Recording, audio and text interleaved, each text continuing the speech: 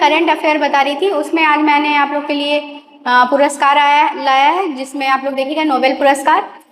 Nobel पुरस्कार किस किस क्षेत्र में दिया जाता है और किस किस को मिला 2024 का, तो आप लोग देख लीजिए। तो नोबेल पुरस्कार 2024 का, और पहले ये आपको पता होना चाहिए कि नोबेल पुरस्कार किस किस क्षेत्र में मिलता है।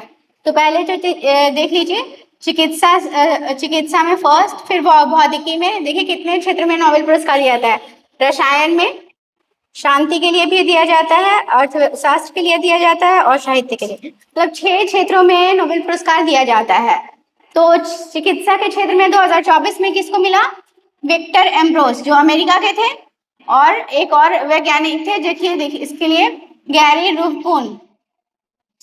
इन्हें किस चीज के लिए मिला? इन्होंने क्या किया था? तो ये देखिए माइक्रो आरएनए की खोज, इसकी खोज के लिए आरएनए होता है जो एक जीन के लिए रिस्पॉन्सिबल फैक्टर है। तो माइक्रो आरएनए की खोज और जीन विनिमय में इसकी भूमिका, उसका जीन विनिमय में एक जनरेशन से दूसरे जनरेशन में किसका क्या भूमिका है, उसके बारे में इन्होंने दिया था। इसके लिए इनको मिला है चिकित्सा के क्षेत्र में विक्टर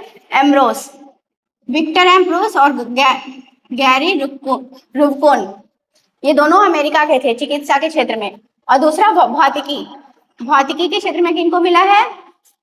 जॉन हॉपफील्ड, ये भी अमेरिकन थे, और जेफरी हिल्टन, ब्रिटिश कैनेडियन थे ये। और इनको क्या चीज के लिए मिला? देखिए कृत्रिम तंत्रिका नेटवर्क के साथ, कृत्रिम जो नेटवर्क है, तंत्रिका नेटवर्क, उसके साथ मशीन लर्निंग की सक्षम करने वाली आधारभूत खोजों के लिए, जो कृत्रिम तंत्रिका नेटवर्क है और उसके लिए मशीन जो लर्निंग है, उसका जो उसका आधारभूत खोज किया है, उसके लिए इनको मिला है भौतिकी में। और फिर रसायन में देखिए, रसायन में डेविस ब्रेकर, ये भी अमेरिकन है, और डेमिस हसाबिस, ये ब्रिटिशियन है, और जॉन हम्पर, ये यूएसए से है।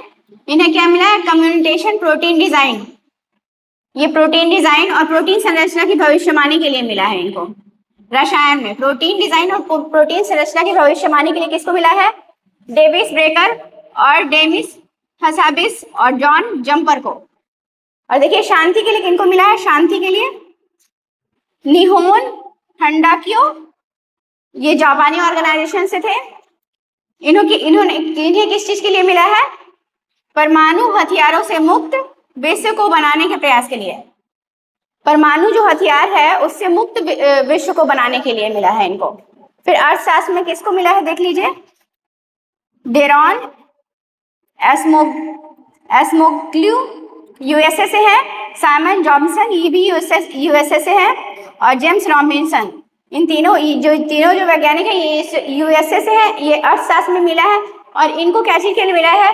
किसी भी समस्या कैसे बनती है, कोई भी समस्या है कैसे बनती है, ये अर्थशास्त्र से है। तो समझ लीजिए कि इनको कैसे कोई समस्या बनती है और उसकी समृद्धि कैसे प्रभावित करती है, कोई भी समस्या कैसे बनती है और उसकी समृद्धि यानी उसका जो प्रभाव है, विकास है, वो कैसे प्रभावित करती है, उसके लिए मिला अर्थशास्त्र में। और फिर साहित्य में देख लीजिए, साहित्य मिला है हांगकांग को, ये साउथ कोरिया के हैं। और इनको क्या चीज के लिए मिला है? ये साहित्य है तो समझ सकते हैं काव्यात्मक गद्य, जो गद्य होता है वो काव्यात्मक रूप में इन्होंने लिखा है के लिए, जो ऐतिहासिक आघातों का सामना करती है और मानव जीवन की नाजुकता को उजागर करती है। इनका जो काव्यात्मक गद्य था वो क्या चीज पे है? ऐतिहासिक आघातों से सामना करती है कैसे, और मानव जीवन की नाजुकता यानी कि छोटा छोटा जो नाजुक पॉइंट होता है उसको कैसे प्रभावित करती है, उनमें साहित्य के लिए मिला है हांगकांग को।